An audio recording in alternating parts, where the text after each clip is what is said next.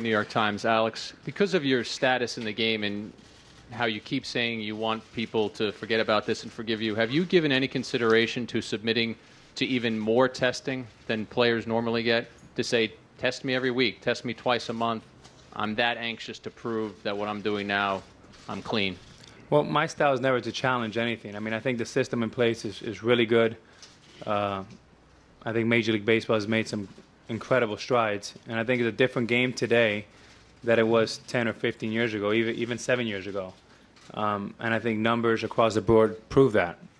I will say 06 was a blood test, and next week is another blood test.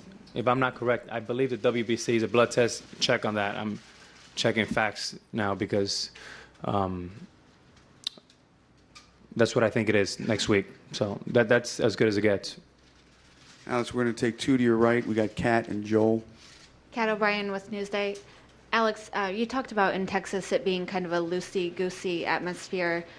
Did you see other players taking steroids? Were people talking about taking some type of performance-enhancing drugs?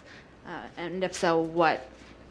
I meant by that statement that overall it was a different culture. It was a different situation. There weren't as many questions asked. Any product today that is presented to you, the first thing you do is you send it to your team trainer, and he'll fax it back, or the union.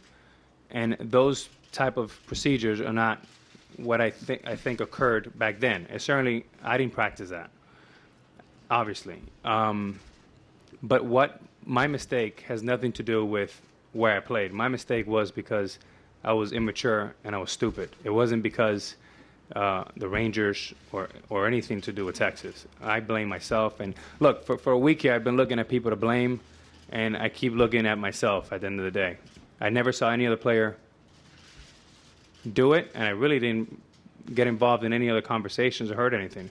This is about me. I'm the one that screwed up, and no one else. Joel?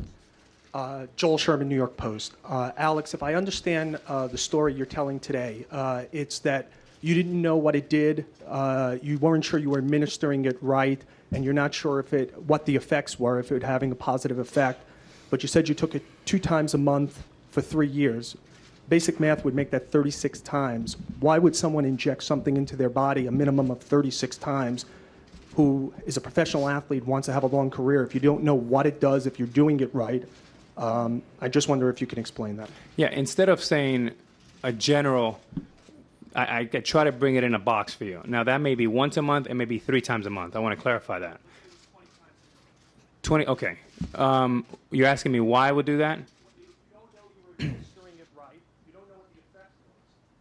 You don't know if it was having the effect you wanted. Why, over a 3-year period, would you keep putting something into your body that you're buying out of the country, no FDA, nothing? Yeah, again, it goes back to being young and being curious. And when it started, it was probably in the middle of 01. When it ended, it was 03. And I realized, thank God that I realized after my neck injury that I was being silly and irresponsible. And I decided to stop. And I was a young guy. Scott, to your left, Alex, front row. Stand up. Scott, stand up. Alex, Scott Miller, CBSSports.com. Last week, USA Today Gallup poll, 46% of the respondents said that they didn't believe that you just took steroids from 01 to 03. They believed you took it other times. I wonder what you think that says about you. And secondly, Commissioner Seelig last week said that you shamed the game, and I wonder if you agree. I've certainly made a mistake, and I feel poorly for that. And I know the commissioner has his position, and I respect Bud a lot, and I feel poorly for what I did. As far as other allegations, people are always going to say things. When I was a junior in high school, I bench pressed 310 pounds. Today, I probably bench press about 240 or 250. You know, funny enough, I did it because I played football and I was a quarterback. And the big challenge was if you bench press 300 pounds, you get this Letterman jacket with white sleeves. And I was poor, and I thought, what a great way to get a free jacket.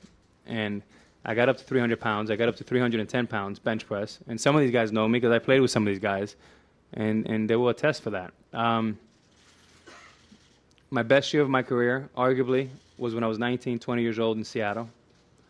And my other best year was in '07, just a year and a half ago, 2 years ago. So I hope that after my career is over, the evidence, falls in my favor. But if it doesn't, I also understand that too. Yes, Bob Clappish, Bergen Record. Alex, I'm just curious, last week when you had your interview with Peter Gammons, why you did not disclose at that time about how you started using this drug with your cousin. This was an interview that you had arranged, and yet you didn't tell him about it, and you're only revealing it now. Good question, Bob. The thing is, when a reporter came into the gym, just maybe 38 hours before, 48 hours, I thought it was important to come out and get the truth out there early and be forthright. As far as all the details, I didn't want to speak from a position of non-factual. I felt I was putting myself out there already with saying the truth. And over the last 9 days, I've sat down with my cousin and we've had several conversations. And here are the facts 9 days later. I wasn't prepared to say that, Bob, when I sat down with Peter, because I really didn't remember. It was a long, long time ago. Alex, you were a little over a year ago in a 60 Minutes interview. You said you had never taken anything. Last week, in the ESPN interview, you said what you said, and now you're clarifying it even more. You're telling us even more. Mm-hmm. There have been, progressively, the stories have been different. What assurances can you give us that everything you're saying today is the whole truth, and there's not going to be something more that's going to come out that you're going to have to answer for several months or years from now? Yeah, I mean, look, I may have to answer him for the rest of my career. I mean, that's the position I've put myself in. As far as Katie, I reached out to her about 10 days ago. And look, when you're in denial, when you're not being honest with yourself, it's hard to be honest with Katie.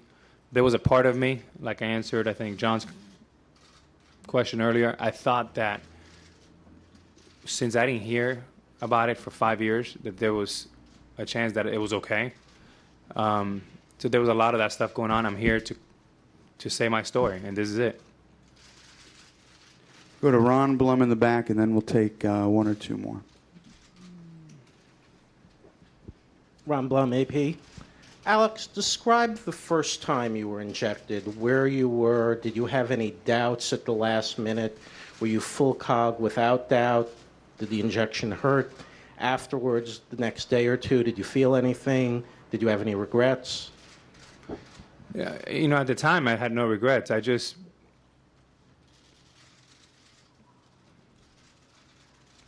was injected.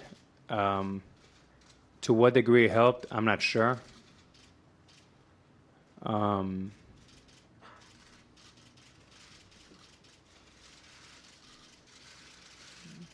hope that answers your question.